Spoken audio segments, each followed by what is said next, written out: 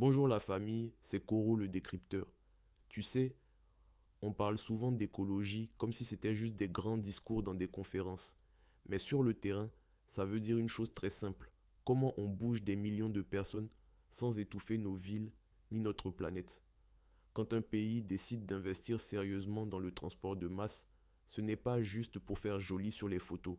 C'est pour que la maman qui se lève à 5 heures du matin, l'étudiant qui traverse la ville, le travailleur qui passe sa journée dans les embouteillages, ait enfin une alternative digne, fiable et moins polluante. Imagine des bus, des trains, des lignes organisées, capables de transporter des centaines de millions de trajets par an.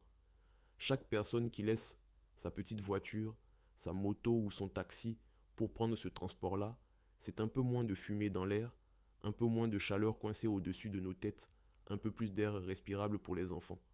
On ne le voit pas tout de suite, parce qu'au début, ce ne sont que des chantiers, du bruit, des travaux qui gênent. Mais quelques années plus tard, ça devient des lignes qui réduisent les trajets, fluidifient la ville et allègent poitent le coût de la vie. En réalité, le vrai enjeu, ce n'est pas seulement de construire une belle infrastructure, c'est de penser à long terme, moins d'émissions, moins de stress, plus de temps gagné, meilleure santé pour des millions de personnes.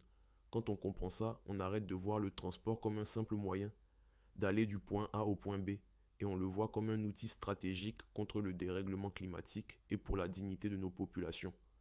La vraie question maintenant, c'est est-ce qu'on est prêt, chacun à notre niveau, à soutenir ce type de choix, même quand ça bouscule un peu nos habitudes du quotidien. Si tu veux d'autres décryptages comme ça, abonne-toi, on continue ensemble.